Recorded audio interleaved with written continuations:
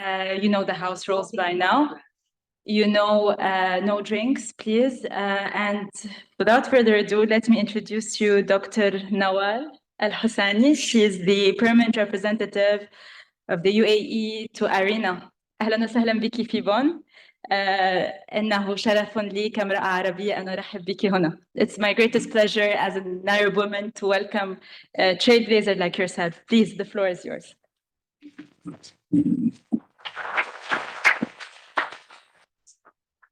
Thank you so much. It's an actual honor to be here. And thank you, Gauri, for giving me this platform. And I would like first to start by thanking the team who made this possible. It has been a real honor and privilege to look at the posters and see some of the works that is really, I have to say, it's going to be a real change agent for as we move towards a sustainable future. So, having this event, I love the name of this event, Youth-Led Innovation for a Just Energy Transition. It's just what it is about. We definitely need to have a just energy transition, and youth will need always to play a very key role in that. So for years, IRENA has been working with youth delegates at the IRENA Youth Forum on the sideline of the IRENA Assembly to get the voice of youth heard in the current transformation of the energy system. And under the leadership of the member states, IRENA has long recognized the importance that youth marginalized and rarely included in the discussions, and they need a platform to strengthen this knowledge and skills so that they can contribute meaningfully to the dialogue and action in the fight against climate change. So climate change is currently on everybody's agenda and every day's agenda. IRENA, in the latest Twitter that I'm sure you've all reviewed, and if you haven't, please do, mentioned that we need to triple renewables by 2030. And that's going to be the only meaningful mitigation response to reduce the impact of climate change. This means that we need to have 3,382 gigawatts of renewable capacity. In 2030, this needs to be the range of, it should be in the range of 10 to 11,000 gigawatts to make a difference. However, to do that, we need to build the entire supply chain. We need to increase our workforce, not only in numbers, but we also need to have trained and skilled workforce. According to IRENA's analysis, the global energy transition could create close to 38 million new energy transition-related jobs by 2030, providing opportunities for people with a range of skills and educational levels, assuming the necessary large-scale investment are undertaken and the right policy frameworks are put in place. So overall, we need to accelerate our action, and we need to build a workforce which understand what to do and how to do it. Furthermore, we need creative and innovative minds to accelerate the energy transition further and to make solutions more efficient and affordable for everyone. This goes also hand in hand with innovation and new ideas, solutions, and maybe even new mindsets. In addition, as young people, you are asked to contribute to the energy transition by raising awareness among your peers about the importance of sustainable energy practices, by sharing knowledge, inspiring others, and promoting innovative solutions. You can create this positive change. So basically, all in all, we need you. I'm also pleased to see today the start of an intergenerational dialogue, paving the way to a better understanding and exchange of ideas. At the end of November, and I know all of you very well aware and excited, the UAE will be hosting COP28, one of the most important platforms this year to drive the climate change agenda forward. A special emphasis is given to youth. The UAE has nominated a special youth climate champion, Her Excellency Sham Al-Mazroui. The role of this champion is to amplify the work of youth-led and youth-focused organizations within the COP process. the Youth Climate Champion is engaging with youth globally in the lead up and during COP28 UAE. This includes working with local and global stakeholders, creating capacity building opportunities for youth, as well as mechanisms to fund youth innovations in the field. Furthermore, youth is also incorporated into thematic programs with dedicated day putting the youth at the center of the discussion. Please join us at the discussion on 8th of December 2023. Yesterday, I spoke to some of you and learned about your initiatives and the interesting innovations. So please do continue this inspiring work. And as I mentioned, and we keep saying, be part of the change and drive the change. And it has to be a positive change for all of us. Thank you.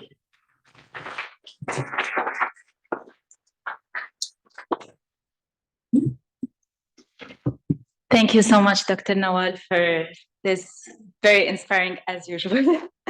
So it's also my greatest pleasure to introduce someone who's also been marking very positively our agency, Deputy Director General Ms. Gauri Singh. The floor is yours.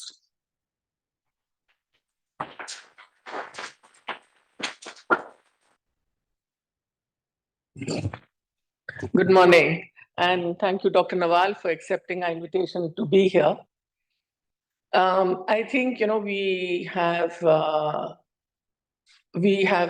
began this journey at IRENA a few years back when we started our youth engagement by creating a platform on the sidelines of the assembly and really started interacting with the youth to understand what their concerns were.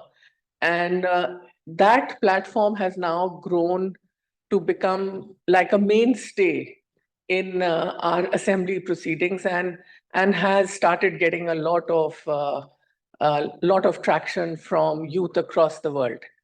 But very soon at IRENA, we realized that it's not enough to just provide a platform.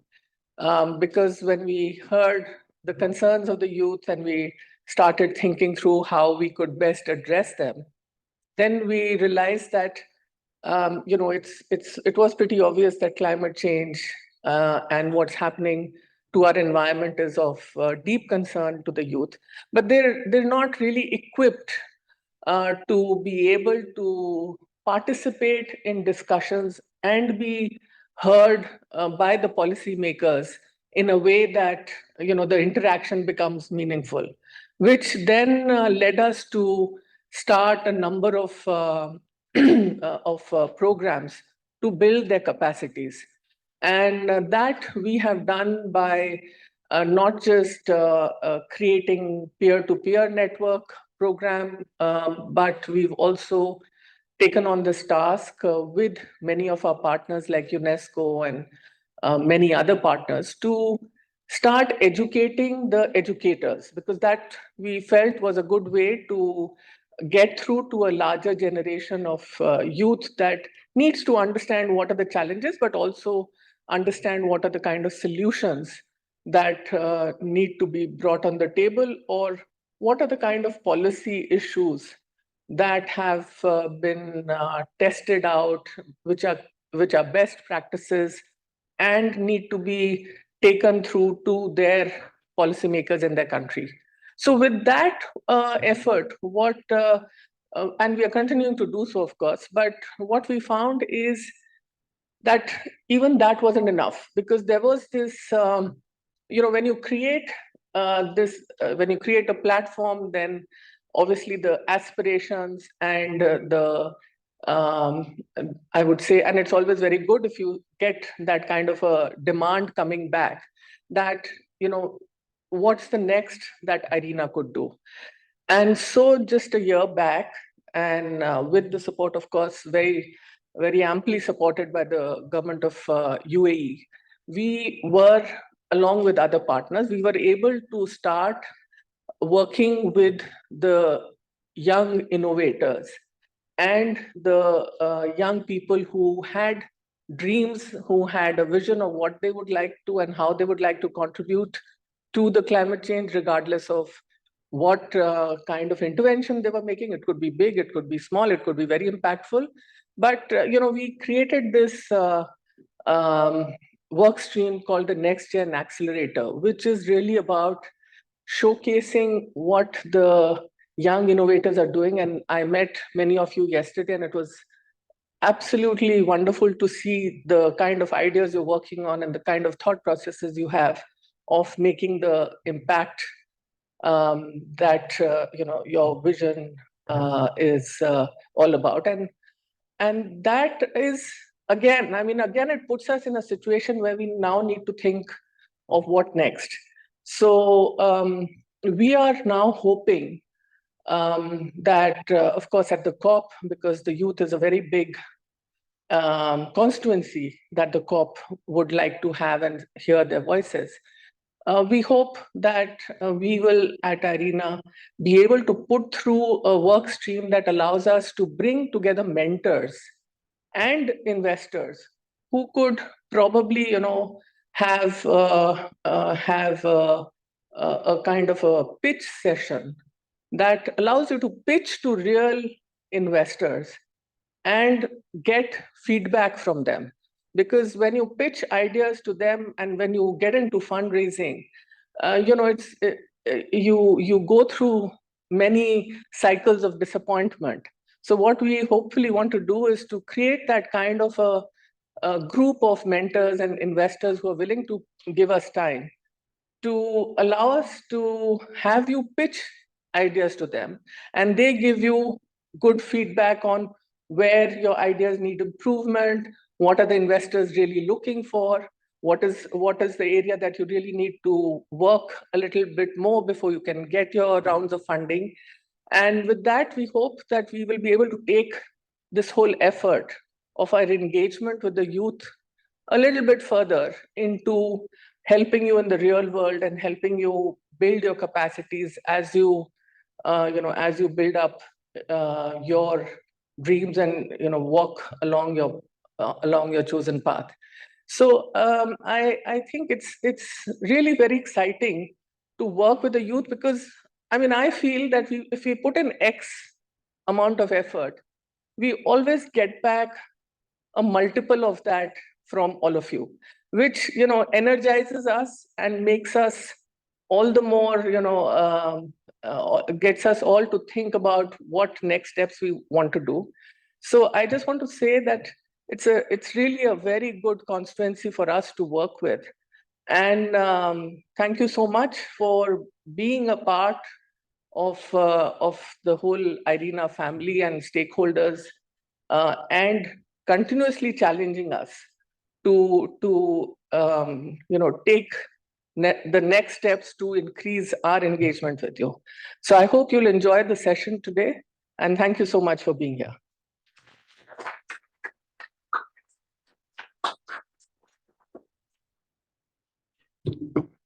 Thank you so much. It's always a pleasure to have you. Without you, nothing would have been complete in our transition. The role of women, I believe, is also very important. So we're going to move now to our first panel discussion.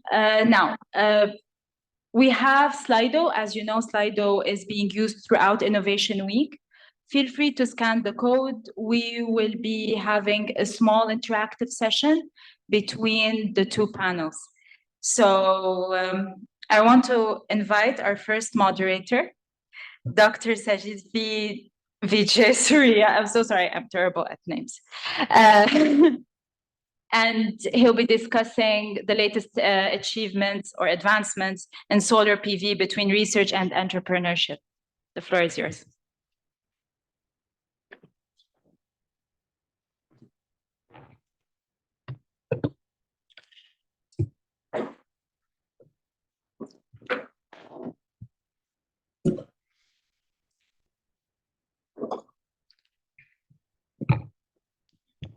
Hello, everyone. It's an honor to be here to moderate the first panel or the first panel session of this program. And so before going forward, it was really great to hear from two esteemed leaders of the energy transformation process at the very early on this session, and they really set the tone for the rest of the program. And we know the SDG 7 and the energy transformation process is extremely vital to achieve the other SDGs as well. So IRENA has been leading the process in the energy transformation for last decade and more. So let me start with a little bit of a story before we get into the panel.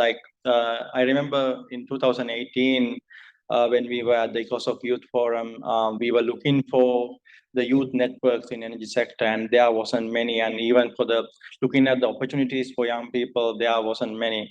But then towards 2019, I remember meeting the Director General of IRENA in New York, and we presented our recommendations during the Climate Action Summit convened by the Secretary General back then.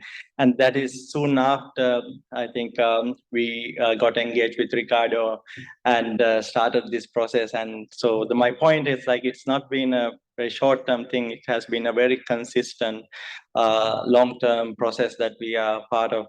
That's why we are here. So setting the tone that way, and we are looking forward to many programs IRENA is leading and engaging young people at the same time. And also these kinds of sessions, they are naturally becoming more and more intergenerational rather than just youth presenting from one point and the experts presenting from another point. Now they are naturally becoming together and becoming intergenerational sessions, which is very nice to see. So with that, I'll first go into our panel, introducing them to our table. So we have 5 esteemed intergenerational presenters for our first session. I will first introduce Mr. Takurou Murakami from National Institute of Advanced Industrial Science and Technology to join the panel.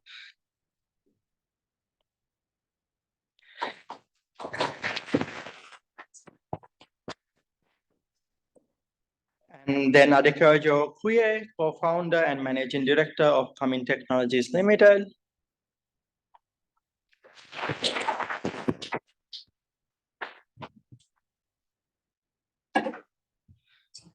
And Ghida Ismail, board member of the Sustain the World.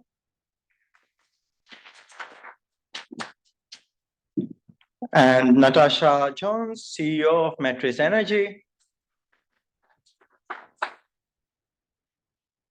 And finally, Augusto Diaz, co-founder, head of projects of HD Photovoltaics.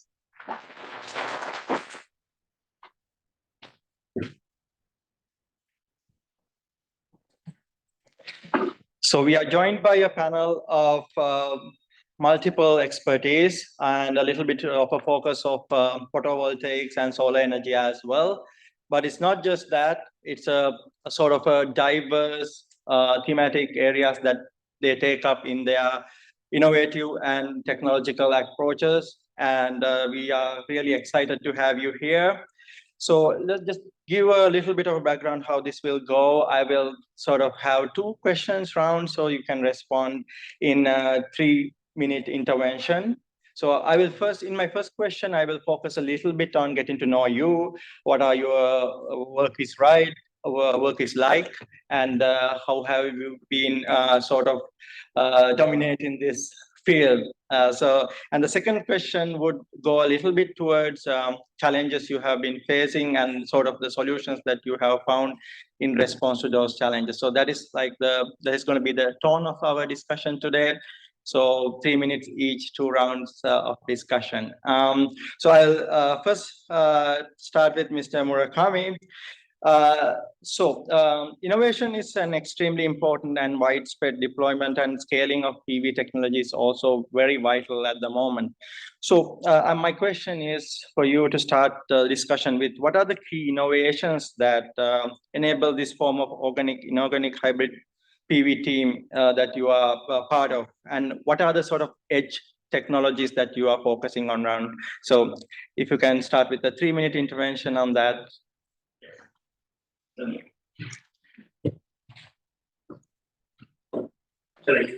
Yeah.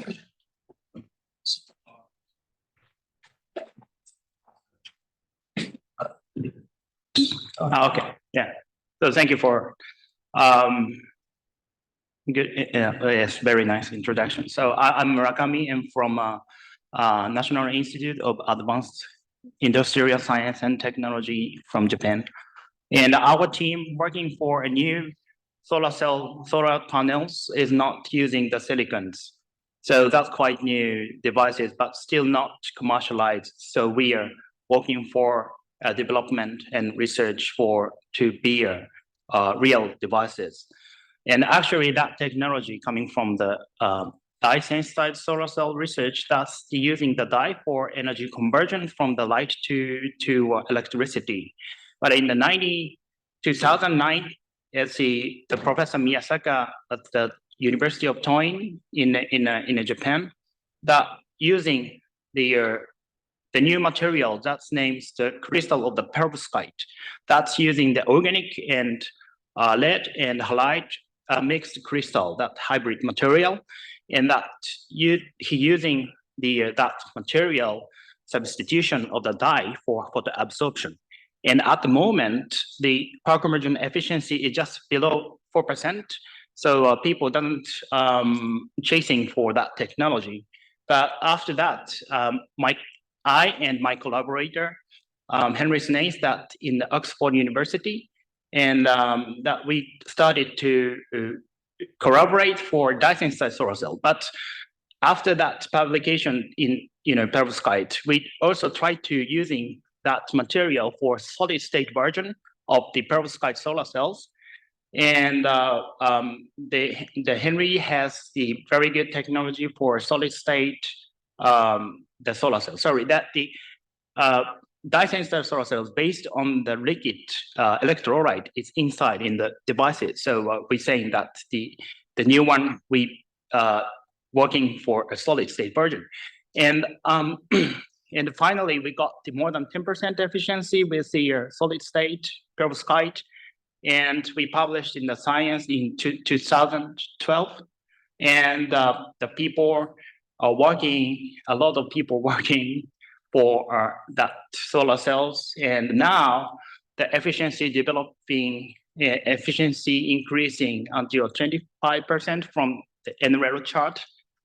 So anyway, so we're working for that, for commercialization. And the point is that perovskite can make the quite super lightweight solar panels, and because it can be flexible. So if we making that these flat lightweight solar panels, we can distribute, we can more spread the solar panels for even the rooftop of the very weak building, and also for example, that probably the building wall. So that's our future, but it's quite difficult to realize that some technical issues that still existed. So we have to solve it. So we're working for that. Yeah, that is really exciting to hear the technical side of things, and the flexibility is very important in these technologies in order to adapt to the requirements. And thank you for that intervention. And with that, I'll move on to someone else who's also working on the deployment side of solar, Kuye. If you can just tell us about the key solutions that you are working on, and also what differentiates your solutions in the context of deployment in the region as well. And I'll give you 3 minutes to intervene on that. Yeah, thank you very much, Sajith. And just a little bit of context, KAMIM Technologies is a solar EPC company that is based in Lagos, Nigeria. And our services mainly revolve around providing solar energy services for residential, commercial, and industrial applications. And if we're looking at solar energy adoption or scaling, as far as the market we operate in is concerned, Nigeria, there's always the issue of financing. So what we are doing is that to ensure large-scale adoption of solar energy technology, we are providing we provide our clients with bespoke financing, we sort of draw up a financial model that like is specific to each customers. Then that way we can like basically like uptaking the capital cost of going solar. So we take up the upfront capital, then we get like investors or third-party financiers, then we can sort of model the financial aspect based on each customers.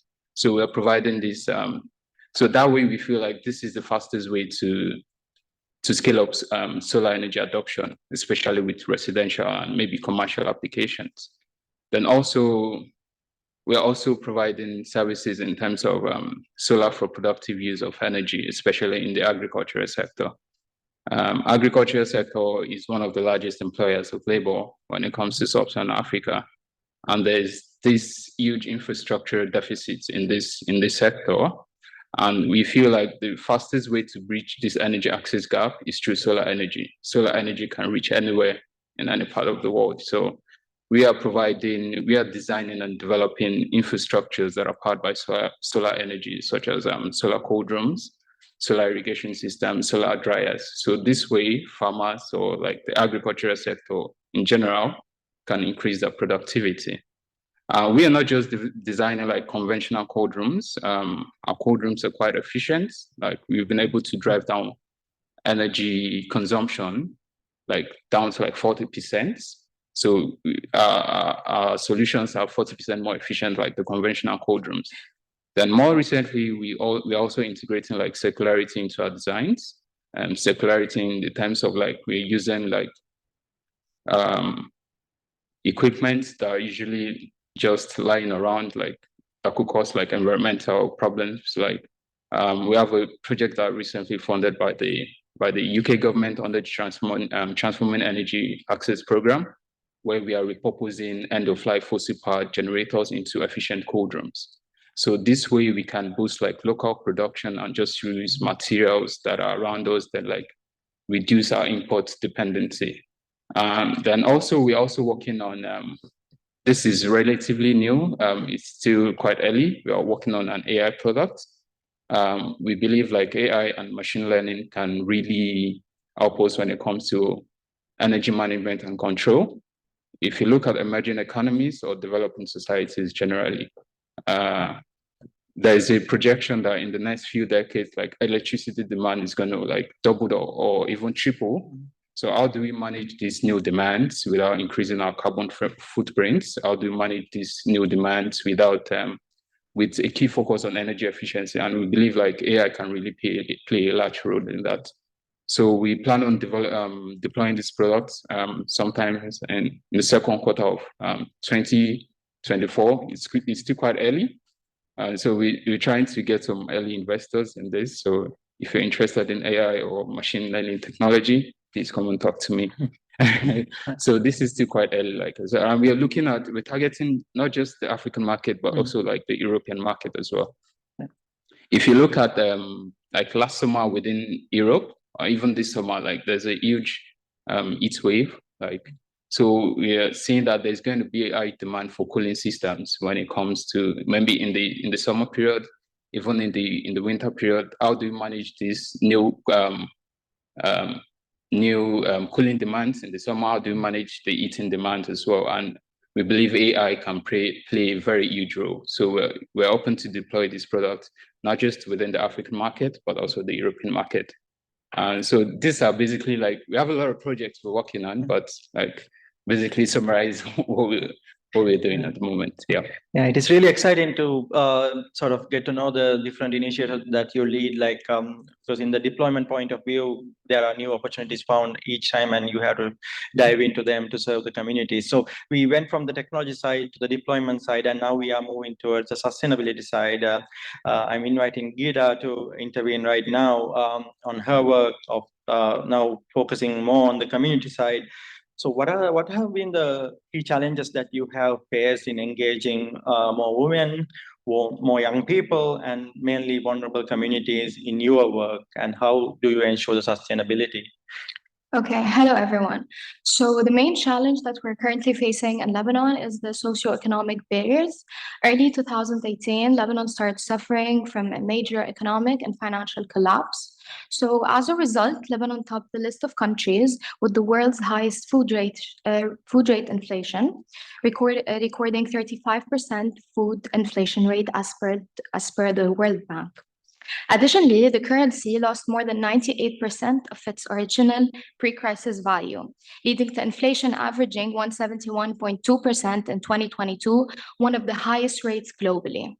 This economic constraint limited access to resources of education, which can hinder participation among vulnerable communities.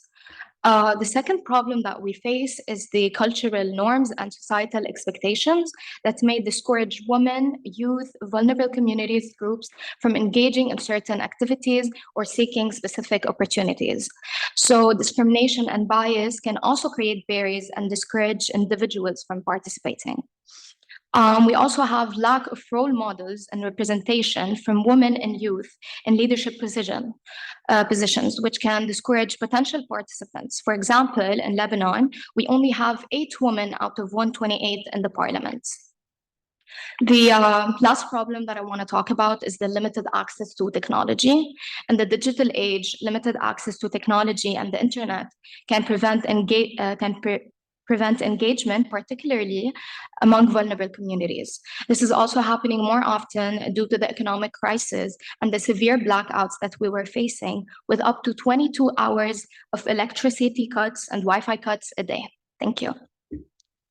Yeah, I think the challenges that she pointed out are very cross-cutting and like applies to many developing and least developed countries at the moment, and there needs to be a great effort put into addressing these challenges in order to sort of go into the deployment side, like Kuye mentioned, and then the technology side as well.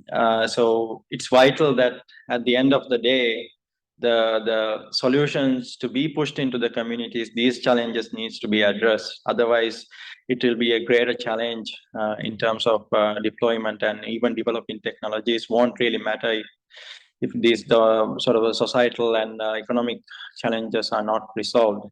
So now we went into the social side of the narrative, and we are again coming back to the technology side of things with Natashsa. So I will go back to asking you the innovative side and innovation side of things again, and what are the key innovations Metris Energy, because it's been a very new startup organization, and want you to sort of explain your innovations and what are the opportunities that you found in a 3-minute intervention. Yeah, great. Also great to be alongside this panel with so many people doing different things in solar. So Metris Energy is a solar tech company. We actually develop software, with our end mission being to turn every commercial building into a power plant. The way that we do that is we build a platform that allows property owners to upload their whole portfolio of assets, get an automated decision on the economic forecast of deploying solar. So not just the savings, but also if they could charge their tenants for the energy, how much they would set to make. We actually do that within a ranked list as well. So portfolio owners can actually filter if they want to do a quicker payback period, a higher ROI over the 20-year asset lifetime, or maybe even filtering along the energy performance certification of their building and optimizing for deploying solar on assets that need urgent energy upgrades. Following that, they can actually draw down financing directly through the platform. And then we gather further data on the tenants of the building, the property, how much it would cost with a detailed site assessment. And then we can pass that information on to an installer.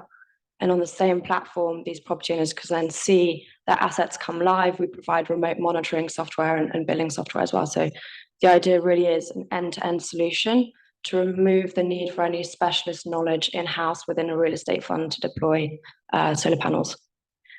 We at Metris really see energy as being where financial services was 15 years ago. So if you cast your mind back 15, 20 years, like every transaction was very manual, paper-based, intermediated by a broker or a bank.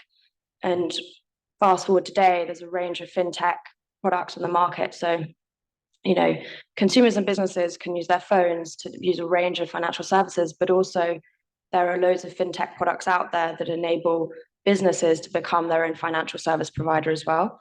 And that's really what we see Metris unlocking is building the product suite to enable any business to become a power company. And as I said, our mission is to turn every commercial building into a power plant, but also really when we say that, we want to deploy more decentralized energy assets, but also have those energy assets play an active role within the grid. So having the data and the assets enables you to do smart, intelligent things around grid balancing, flexibility, energy optimization within the building. So yeah, that's what we're building. That is really exciting to hear. And I like your terminology about turning a building into a power plant, because we have been talking about energy consumer side of the buildings for so long. And the conversation around buildings being able to generate energy is still a little bit early on, I think. And there needs to be a lot of work put into, because then the buildings can sustain themselves. And even when we are losing the sort of the retrofit sort of integration of the buildings, if the buildings can generate more energy, that would be really useful. So that is very exciting work. And with that generation side in mind, I'd like to go to Augusto and just invite him to sort of introduce his work of his organization. And we are also part of the Renewable Energy Accelerator as well, New Gen, and what sort of opportunities that you are seeking through this program. It would be really nice to hear alongside your work. Yeah, thank you. So for context, I'm from Argentina. I started this project, this initiative called HD Photovoltaics. I'm from a rural area of the country where temperatures starting in September reaches about 50 degrees Celsius. And the lack of infrastructure there is such that no matter the social status you have, you're gonna have power outages, because it just doesn't have enough power. And with my brothers and my father, we started to think, okay, how we can accelerate the deployment of renewable energies, more specifically photovoltaics, in the region. Because we had friends with fields there that told us that, hey, we cannot implement the solar panels because we have old structures that cannot resist, and this back in there is still very expensive, because of all the infrastructure you need to install the solar modules. There in Argentina, we used a very common material that is the polycarbonate sheet to roof housing, social housings, car parks and such, greenhouses. So we came with this idea, this vision to develop a BIPV solution, building integrated. And we took one commonly used material that is the polycarbonate sheet and adapted to integrate the solar cells, So we leverage with that, with the advancement of the efficiency of the solar cells. And we started in 2018 to develop the first prototypes, trial and error with my brothers and some friends who had engineering backgrounds. And, at the end of the year, we started to came with an MVP and started to deploy, in many fields there. And in talks with the people there, they came to us and told us all the needs that they have. They don't have shadow for the animals. So for the extreme temperature, they simply die for the heat, and they don't have energy for the water pumps. So yeah, we basically aiming to that area, the social neighborhoods, the agro and food industry that there in Argentina is very strong in the region as well. But they cannot access to this kind of solutions. So by 2019, we ended up implementing more than 100 units of this, enabling access to electricity to families in rural areas, to farmers as well. And we are aiming to accelerate the implementation, with this integration. We are not looking to replace all these solutions, but we're attacking this niche that maybe, you know, they cannot access to with this kind of other solutions. So yeah. Yeah, I like how the sort of the conversation started with the material side and went into the sustainability side and then ended up again on the material side. So I think it's a sort of a cycle of things that we are working with. And in the context of the challenges, I think the more cross-cutting challenge is the extreme weather conditions that we are facing and how to provide the solution in different contexts when we are looking through the panel today. So I'll come back to the beginning again of our panel, and Dr. Murakami, I just wanted to sort of the second round of discussion will be more focused on, again, identifying challenges and a little bit more on opportunities as well. If you can just briefly tell us like a challenge that you faced and the one of the opportunities that you found in your work in the research sector. Just 2 to 3 minute intervention describing an opportunity also at the end.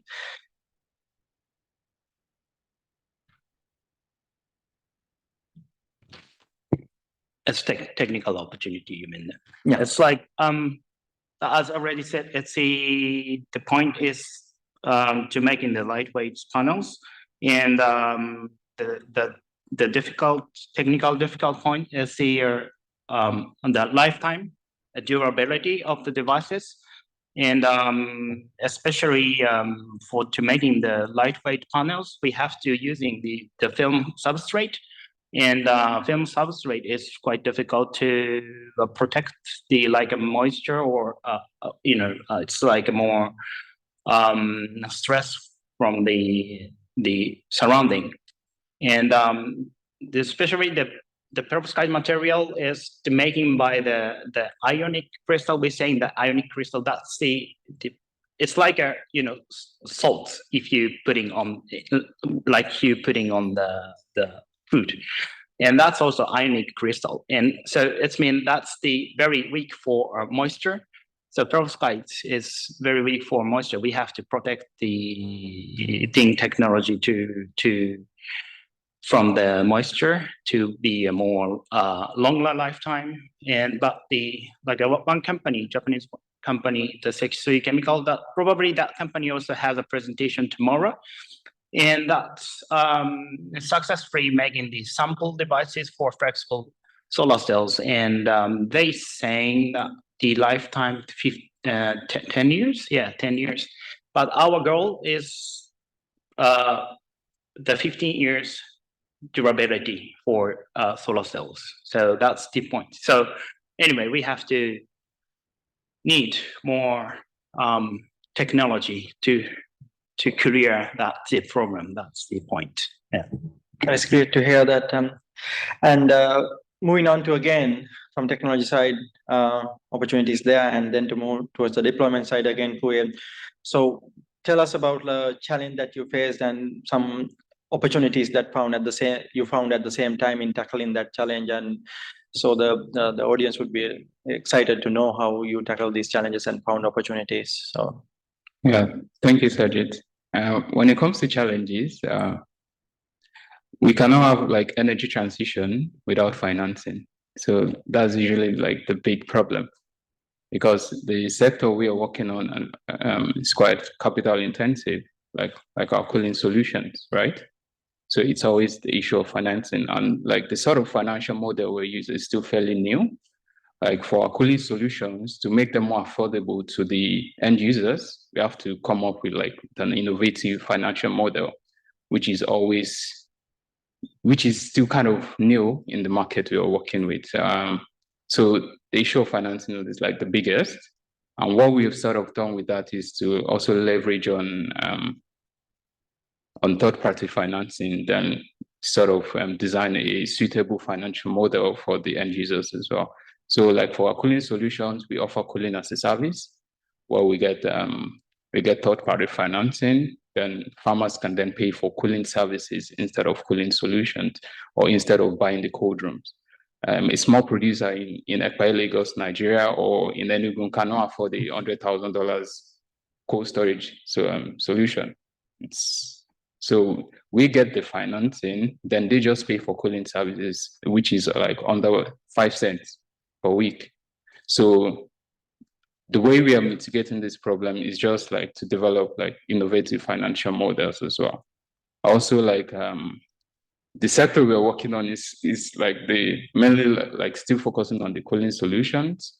It's kind of complex. A lot of people are avoiding that sector, like the first mile of the agricultural supply chain. There's not a lot of players there because it's really difficult to maintain like cooling chains or cold chains from pre-harvest, post-harvest, then to the end users.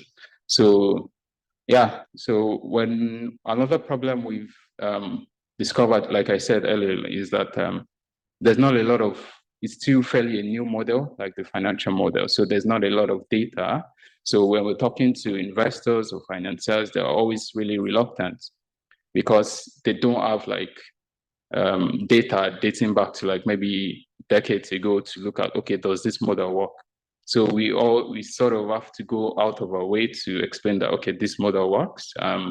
Also, we're also focusing at this stage at the kind of financing we are focusing on is on grant financing.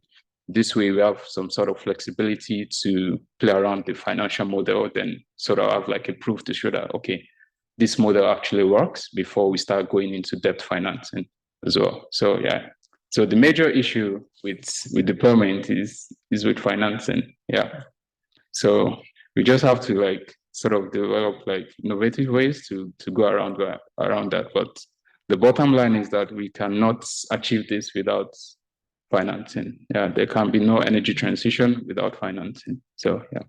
Yeah, I agree that financing is a great challenge for especially the young practitioners who are developing these technologies, to get them to the deployment side. It's a very great challenge. And with the economic challenges that Ghida was talking about, then it becomes even worse, I think, to capture that market and get your product out there. And I want to again turn to Ghida's intervention, and now want to focus on more of the opportunities side that you found. What are the sort of the opportunities and key solutions that you found in your work, being a 19-year-old advocate in this sector? We would really like to hear on that, if you can elaborate. Okay, sure. So since we're talking about different groups of people, I'm going to start by giving the solutions that we gave to women. So first of all, we provide mentorship and role models. So by establishing mentorship programs and showcasing successful female role models, we inspire and guide women in their career choices. We also work on community engagement. So we engage with community to change perceptions and gain support for women, youth, and vulnerable community members in different sectors. And for the youth, we empower youth voices by creating platforms for young people to voice their ideas and their concerns, ensuring they are included in decision-making processes. We also work on creating youth leadership programs so that we can empower youth to take leadership roles in their careers. And the third solution that we also found and use with youth is developing their education and skills. So by investing in education and skills training, we equip youth with necessary tools to contribute effectively. And finally, we provide youth with mentorship. So we pair youth with experienced mentors who can guide them in their personal and professional development. As for the vulnerable communities, we work on economic empowerment programs such as vocational training and cash for work opportunities to improve the economic stability of the vulnerable communities. We also ensure access to quality education and literacy programs to empower individuals in these communities. Thank you. That is very impressive, Ghida. That obviously you can see now that the young people are no longer just talking about the challenges. Now they are specifically talking about the solutions, which is very exciting. So that is what we need. And in order to sort of provide solutions, it's great to see that you are taking the leadership from the very young age. So now, in the context of the solutions and opportunities that we are now in this trajectory, in this panel, so I would like to go to Natashsa again, and if you could sort of also elaborate on certain opportunities that you found in the startup environment right now. It would be really helpful for the audience and also the peers of your panel Sure, I'll kind of elaborate like both on the opportunities, but also like some of the challenges we found like starting this company. Firstly, like on the youth front, like all software is basically being developed by young people, right? So like there's a massive opportunity for young people to like push the technical innovation it requires to scale some of this up. And obviously you can see that with people on the panel now. The second piece that I think really is like a challenge and an opportunity is just like the lack of like green jobs and green training that exists today. That's going to be a massive bottleneck for the way that we scale up, particularly renewable energy. The biggest question we get asked by investors is, okay, well, if tomorrow 1,000 property owners wanted to deploy solar, how would you practically do that? And you look at kind of billion-dollar companies like NPower, 1.5 in Germany, like they're a software company, but they've had to essentially train and develop academies in-house to basically train up electrical engineers and installers, because there aren't enough installers in Europe today to actually deploy like the solar we need at scale. So I think it's a massive opportunity for a country to like lean in and take leadership on that and train like a new generation of kind of green workers. But it's also today like a massive roadblock for us, and I think for probably like lots of people on this panel and this conference. And then the third piece again, which you kind of mentioned around like the funding, like we see financing as probably the biggest source of revenue from our company long term, again because there's kind of a lack of like very granular data on how solar projects perform once they're live at a small scale. And so I think like you need, as you were saying, like very specialist, innovative, like financing models to be able to deploy in different like segments and customer segments. And again, it's a massive opportunity, but it's also a massive challenge. And when we try to get VC funding again, like we've had to just stay on software and remain on like a platform play, because like the VC community does not see like hardware and like physical assets being like where opportunities lie from like a fund return perspective. So again, like I think everyone here disagrees with that thesis that like there's a massive opportunity in funding real assets, and there's a massive opportunity in like developing innovative new like hardware for like renewable energy. But I think like investors still very much bias like asset light models that I think doesn't really match up with what like the energy transition needs. Thank you, Natashsa. And yeah, so while identifying those challenges and then the opportunities, and then identifying the opportunities is no longer enough because we have to scale up and deploy. So I'm going to Augusto again on what are the requirements that you feel like that are needed in scaling your product? Because as I said, like once you find the opportunity, you are excited to deployment and scaling it up, and that's where everything ends. You spread it across the community. So what are the tools that you need and opportunities that are needed in that sense to conclude our conversation today? Yeah, thank you. So in the early stages, we were only self-funded. We started with our savings basically. And when in the 2019, when we started to deploy and actually sell these kind of prototypes and MVPs to early adopters who wanted to try this out because they needed it, we just self-funded again. But one main challenge that we found in the early days, actually so far, is explaining to those people how it works, and they don't really have the information about renewable energies at all, even, you know. So yeah, in order to escalate, I think that 3 points are necessary: information and knowledge, you know, education, financing, obviously, because you have to take off the ground somewhere, and if you can do it alone, but it's very, very difficult, you know. It's because you have to break these barriers, you know, and a regulatory framework, because there was in Argentina, I'm speaking from there. There was like this trying to attempt to make a regulatory framework of energy suppliers from home, but it got freezed by 4 years, and I think this year started over, to start the talk. So yeah, those are the 3 main points. Thank you, Augusto. So now I want to thank the wonderful panel for providing your inputs, because obviously you are in different stages of a certain product, and we touched upon the innovation side of things, the material side of things, the deployment side of things, the financing requirements, the community engagement, community deployment, and we went up to scaling. And so you are in different stages of this process, and it's really exciting, like, to have this discussion with the intergenerational panel like you. And we would like to see, like, we can come back and see where you are at in a few years and share the experiences again. That is the most exciting part.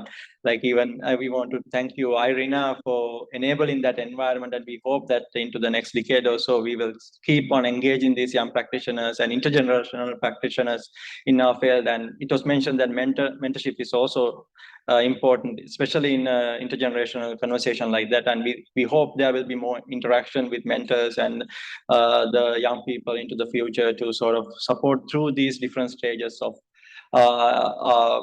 implementation of a product, essentially, that you are involved in. And so thank you very much for your insights, and hope to sort of engage with you into the future as well, and to continue this conversation. With that, I think we'll move on to our audience engagement, as Elsie pointed out. And I think we are on Slido. You can scan it and then provide your input on 2 questions. The first one will be which sector are you working in?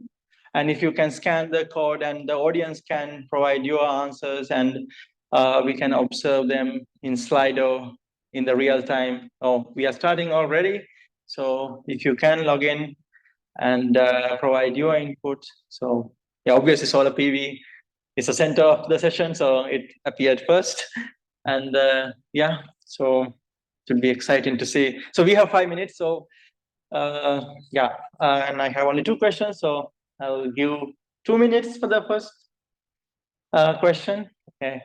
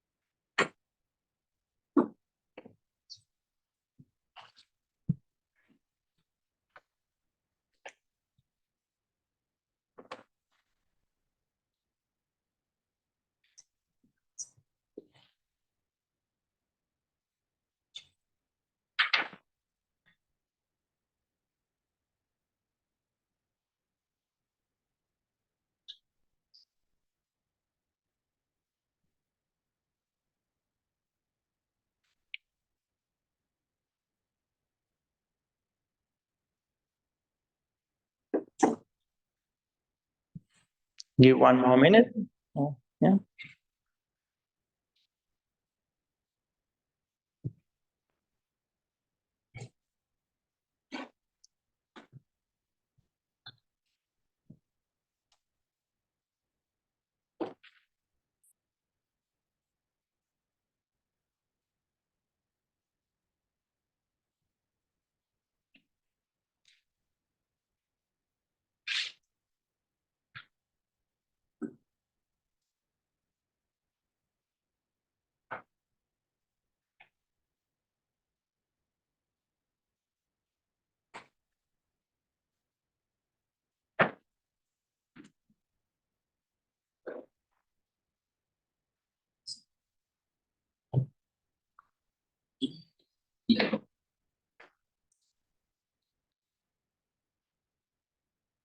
All right. So it's exciting to see that everything, the center is renewable energy, and everything else comes surrounding that to support the deployment and implementation of renewable energy. So that is really exciting to see. And I think that the audience today will take out a lot of useful content from our panel, first panel, as well as our keynote speakers, as well as the next panel that is coming on. So I think with that, we will move on to the second question. And that is around, what are the competencies that youth should possess to shape the future of energy? So this is an important question. And I think the outcome will also shape the opportunities, kind of opportunities that we might need to provide for the young people as well. So it is an important one to sort of end this Slido presentation. What sort of competencies that youth should possess, and also young people are seeking for these opportunities and competencies to be developed. So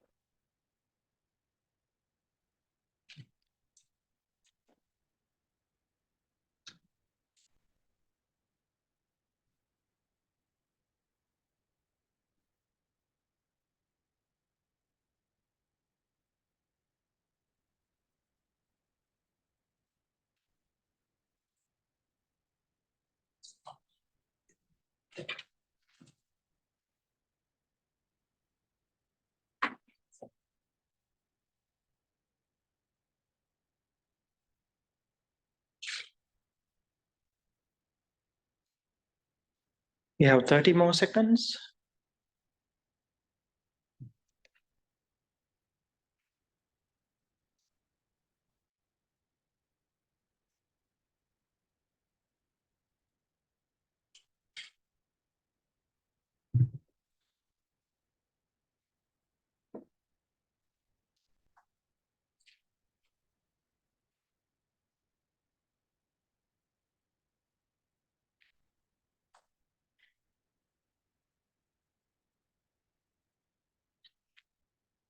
All right. I think it's a very interesting outcome, actually.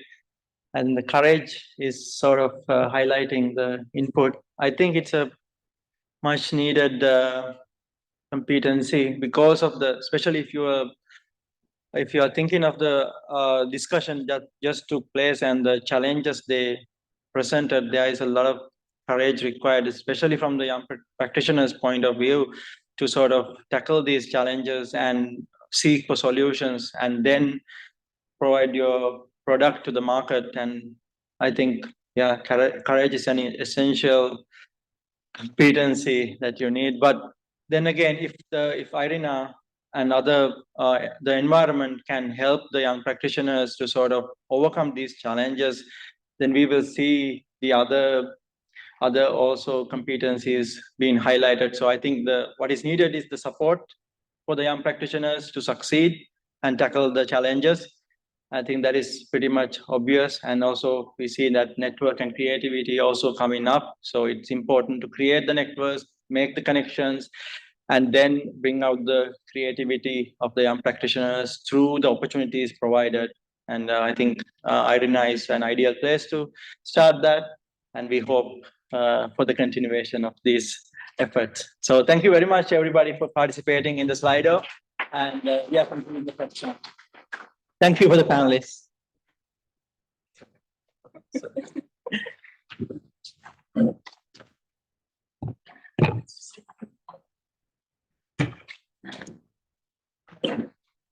Okay, so I really hope you enjoyed the first panel.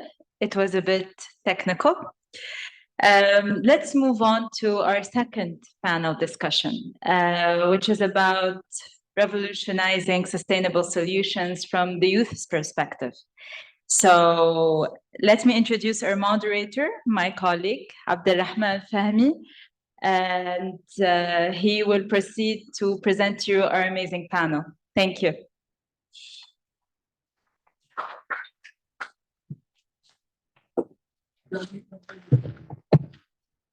Thank you, Elsie, for the amazing organization of this event, and good afternoon, everyone. My name is Abdulrahman Fahmi. I'm the Youth Engagement Consultant by IRENA, and I will be hosting the second youth panel discussion titled today, Revolutionizing Sustainable Solutions, a Youth Mission. As we have heard over today and also yesterday, youth are now perceived to not only think about the solutions for tomorrow, but also deliver solutions for today's challenging climate action challenges worldwide.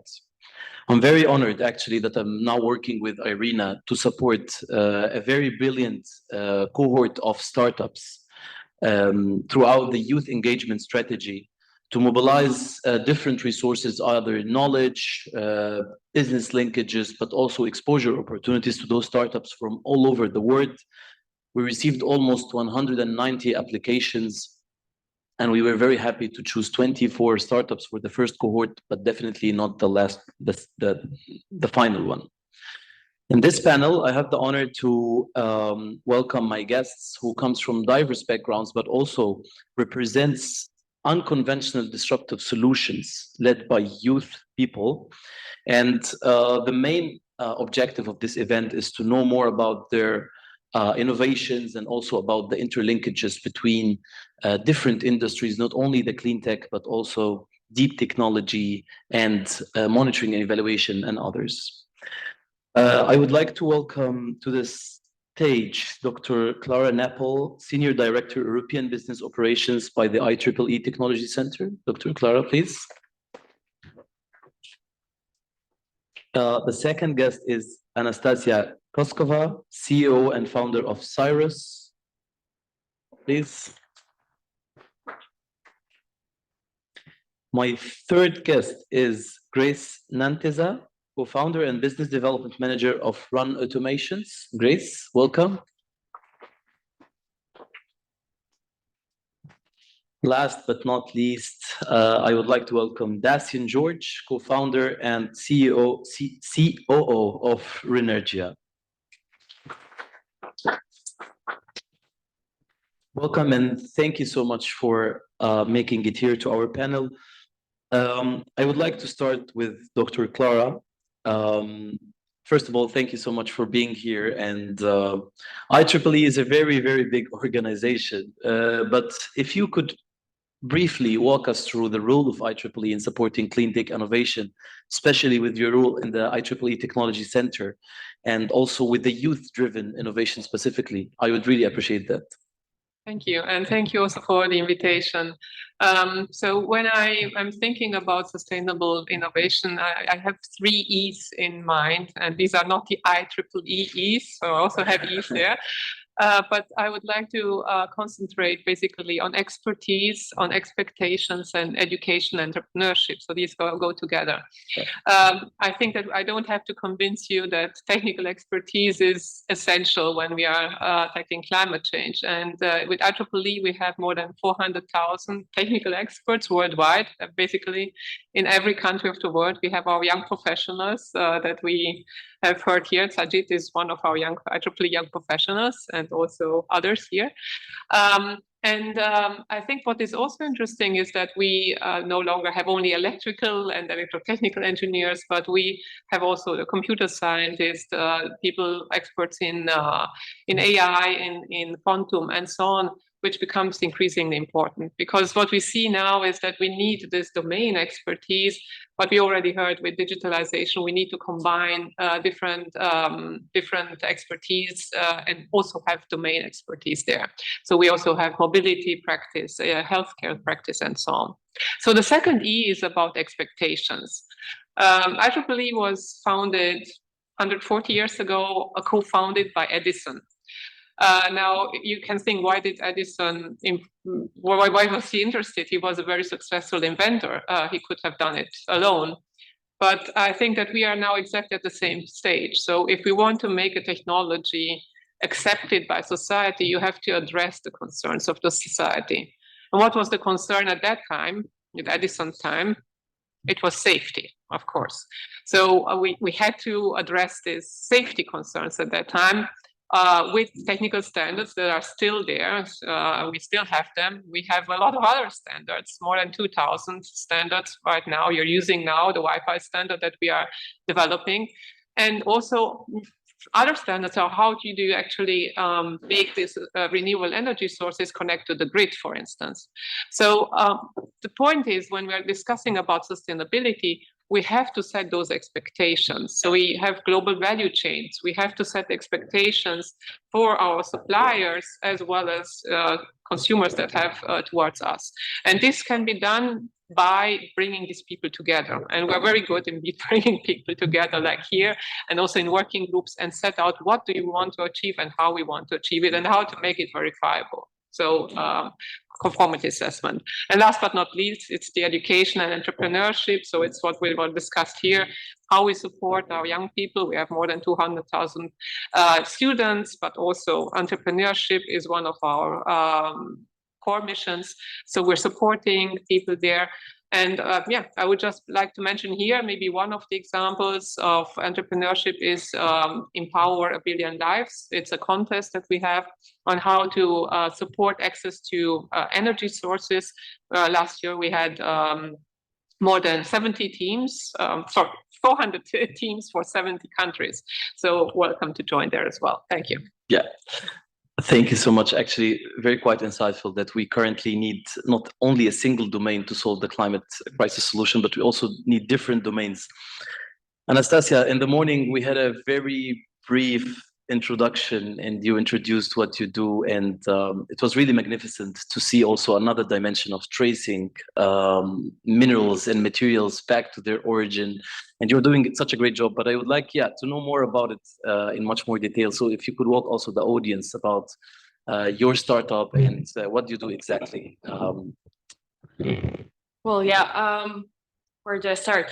It's a wide question. Yeah, so we are focusing on decarbonizing metals and mining industry, but also the story goes that I have more than 10 years of experience in mining metals, and we started from building a corporate startup together with Tesla, Glencore, and other industry giants on ensuring that metals that end up in our batteries are actually responsibly sourced, so that there is no child labor and then that modern slavery and so on. But additionally, later on, we started adding the other environmental indicators to this information. So right now you can, when you buy a Tesla car, you can make sure, you can check where the battery comes from, where the cobalt comes from, make sure that there's no child labor through the supply chain and so on.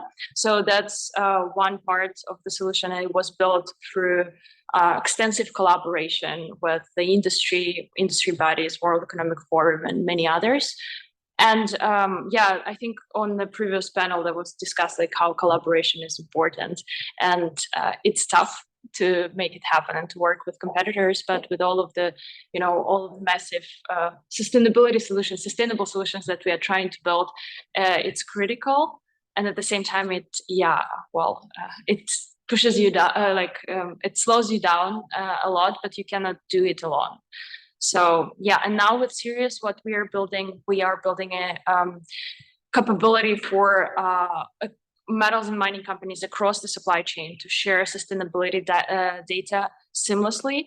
So in a few clicks with all of their customers, customers of their customers, and customers of their customers of their customers, since the metal supply chains are so complex.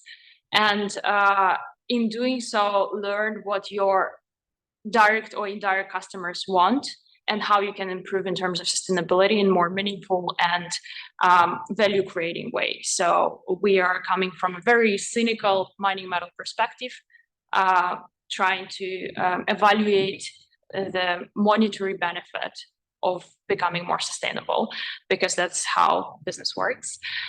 So we're trying to demonstrate how much premium and green premium you can get by being more sustainable. So yeah. Yeah, it seems like the main theme of the panel actually is monitoring and traceability, and moving forward to Grace, with you also the co-founder of Run Automations. What I know about Run Automations is that you are also doing the monitoring and I would say, traceability also, but for not the metals, but also for the energy consumption, so on. So please walk us through the run automations business and what you do exactly in Uganda. Yeah, I am really excited to be here. So I'm just going to tell you, today I was walking from my hotel room to this place, like I walked over 40 minutes walk, and I found that a lot of diverse, like we have different challenges and different situations. So if I could take you back to my country, we have like different challenges related to climate change. And I work with Run Automations Limited.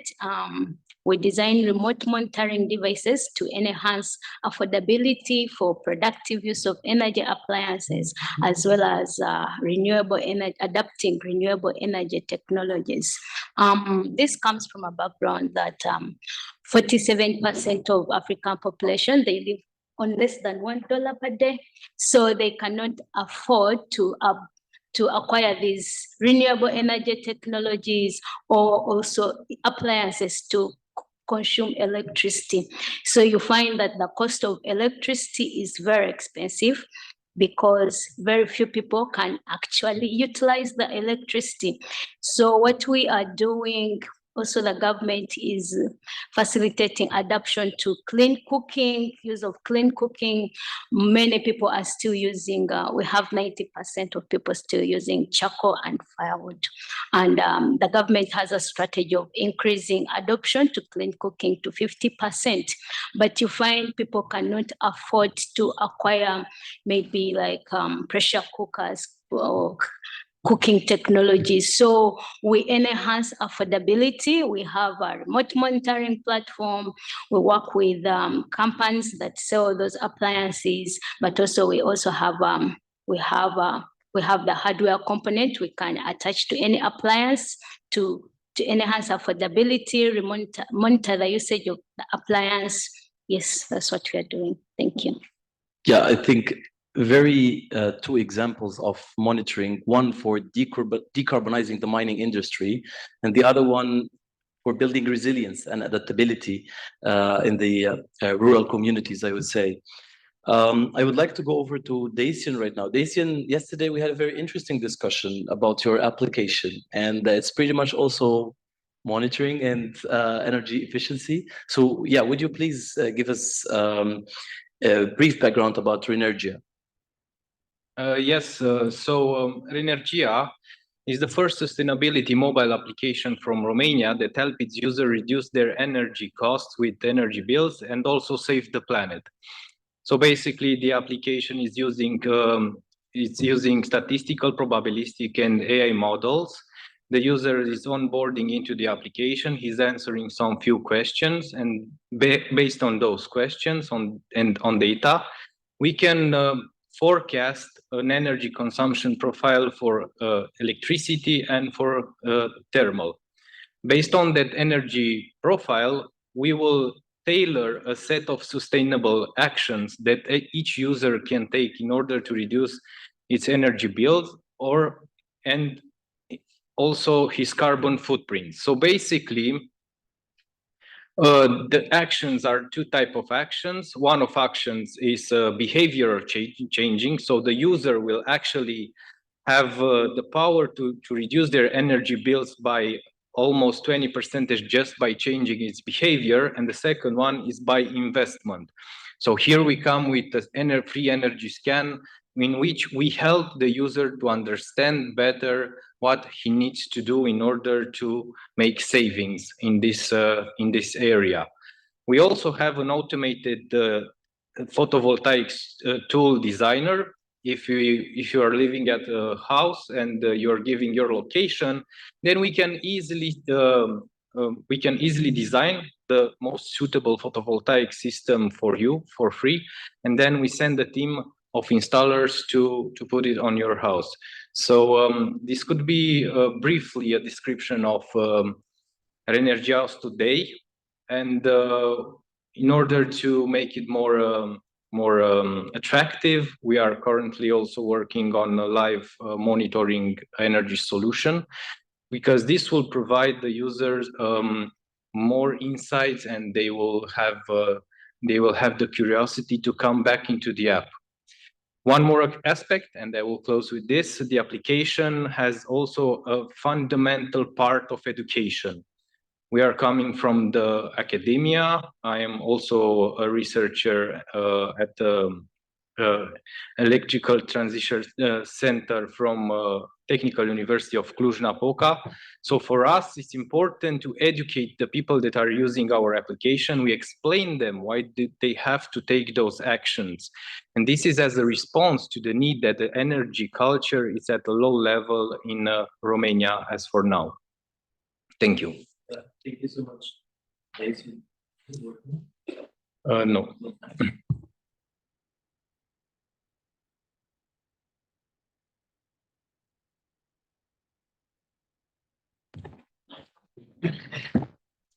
My bad.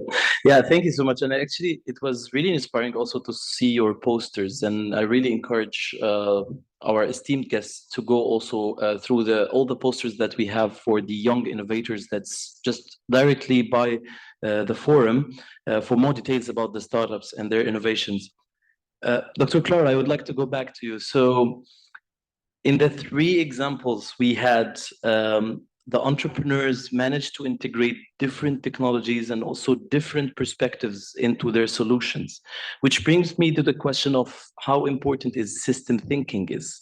You mentioned also earlier in your answer that we have to think from different perspectives. So I would like to have your insight about also how to integrate different technologies together, how to utilize all of the deep technology that we have right now to the favor of sustainable innovation and climate solutions. Thank you. I think that we saw very interesting examples that we actually have to think out of the box, and we have to get out of our silos as well. And this has to start from education to deployment, from design to life cycle assessment. So I think that I'm a computer scientist actually. So I was trained, and my PhD thesis was an optimization. So my measure of success was performance. And I think as entrepreneurs, you have definitely another measure of success, namely profitability. So I think that these are clear and traditional measures of success. But we just saw now that we have to think of other things like how the consumer is behaving, how we can influence consumer behavior. We had seen that in Germany, for instance, smart meters were not accepted because we had a problem of privacy. So we have to rethink these measures of success and to add to this for performance and profit, at least planet and people, and have to think more in this systems way.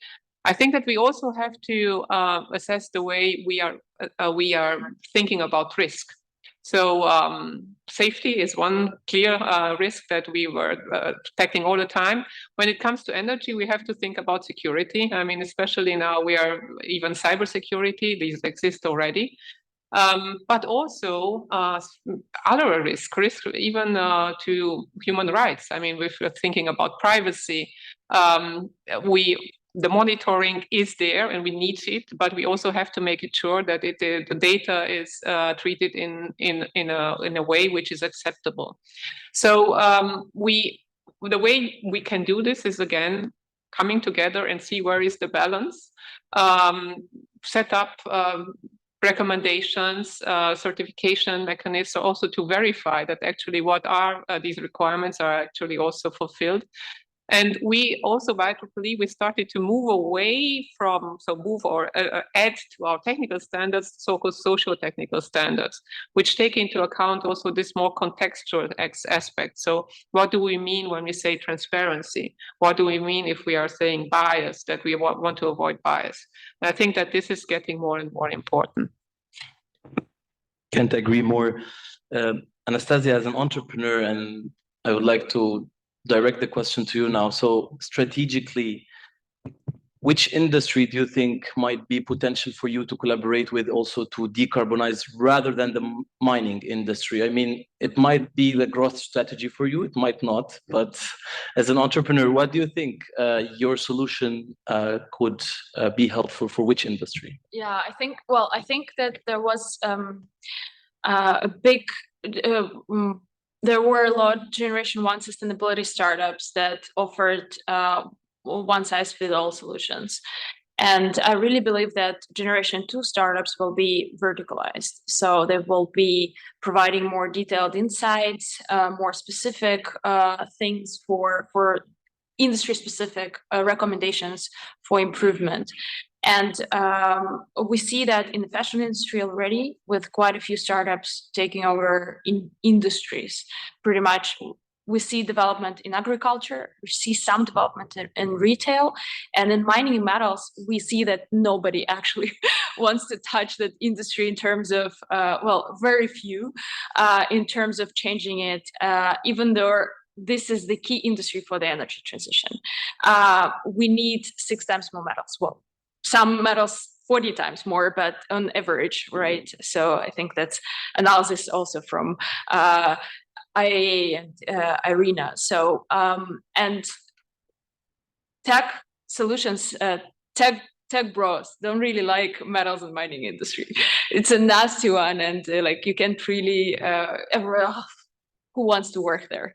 And I've experienced it. Then I tried to hire a sustainability team. Well, I managed because you need to build those internal champions, but it's really struggling. So I really think that we can learn a lot from other industries. We can learn from other industries' applications and solutions that they use, and systems thinking in education and frameworks in policy making. But at the same time, we need very practical, very tailored, industry-specific vertical solutions to actually make things happen, not just to make statements or set the goals, but practicalize and get to the actions. Yeah, thank you for that. And mindful of time, this will be the last round of questions because we are all hungry and food is almost there. So, Grace, you started Run Automations in Uganda. But I would like to know more about your also strategic expansion. So are you currently operating nationwide? Do you think also other countries, neighboring countries might benefit from Run Automation services and solutions? Yes, definitely other countries would need it, especially African countries where access to electricity is still very low. I'm also working on collaborating with carbon credit companies. I've met my colleague there. She's there. She has a startup in Nairobi. So definitely we are going to collaborate more and see how we can synergize on our solutions to come up with a better solution. Yes, so I see we are expanding to different countries. Perfect. And pretty much the same question for you, Dustin. So yesterday we spoke about also, is this application available outside Romania? But you said not yet. So would love also to know more about your plans for growth. So, as for now, our application, it's online on Google, on App Store and Google Play just for 1 month. So today we had also an appearance at the national television. We got like 800 users in 10 minutes. And we saw that people are embracing the idea of reducing their energy bills and save the planet. So for now, as we just finished the first stage of development, we are looking forward of translating the application in English as a first step. Still, as a challenge, we have to tailor for each country this application because the energy prices differs and the policy is the same. So that would be a slightly little effort that we are planning to do at the beginning of the next year. And our strategy is mainly to go on the CE countries, on the East European countries, because there the energy culture is on similar levels with the Romanian one, and our marketing marketing PVP will be like save money and then save the planet. But we also have a strategy to come on the West Europe and on the North, still because the energy culture is at a high level. Our marketing strategy would be save the planet, and you can also save some money, because people would tend to be more responsive in this way. So hoping in this way we can help people to give data, so we can help them, as Clara mentioned, that there are some barriers in different countries that people are not willing to give their data. But what we are telling to all the people is that we are mathematicians, not magicians, so we need data. Thank you. Thank you so much for all of you, and I really wish you the best of luck. It's so much inspiring to see three brightful minds from different countries working towards the climate action and the decarbonization. And also thank you so much for Dr. Clara for joining, and everyone. We should have a Q&A session, but mindful of time, we do suggest that you can directly ask the questions to the panelists. They are there, I think, for today and maybe for the next couple of days. But also you can use the IRENA Innovation Week application to direct questions to certain people and networks. So please feel free to do that. And now giving the microphone back to my colleague, Elsie, to conclude. Yeah, please. Thank you so much for your patience. I'm not going to take much of your time, even if it's for a little bit. Please, Ricardo, I invite you to close this session.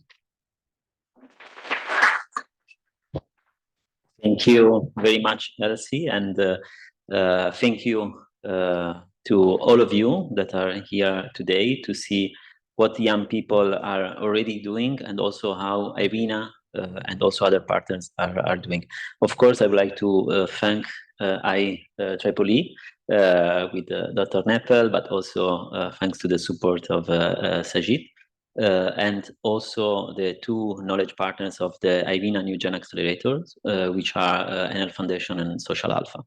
As IRENA, we, of course, are, as mentioned also by our Deputy Director General, are putting a lot of emphasis and importance on youth, not only on the way that we engage them through IRENA's work, also by doing specific outreach related initiatives. But now with the New Gen Accelerator program, we decided to do a step forward and to really try to concretely support not only ideas and the voice of young people, but also solutions and concrete proposals that are coming from them. So thanks a lot. Thank you also to all the startuppers that we were able to engage here today. Another very final remark is that, as you have been all hearing today, there are several needs that are coming from the young entrepreneurs.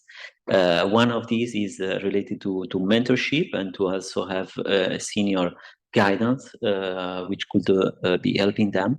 As IRENA, as part of the New Gen Accelerator program, of course, we are already working on that. But if there is any senior experts that want to offer their time and availability to be part of this mentorship section of the IRENA New Gen Accelerators, please feel free to reach out to us, and we will be more than welcome to include you as part of our network. A final thank, of course, goes to Elsie, Abdul, who are part of the team that made this possible today, and of course also to the government of the UAE, which is supporting this initiative and the work on youth. So thank you very much all, and I hope that you will have time to engage with the speakers, among also other New Gen Accelerator participants that are here today with us. So thank you very much to all of you. Thank you. So thank you so much. Lunch will now be served in the museum.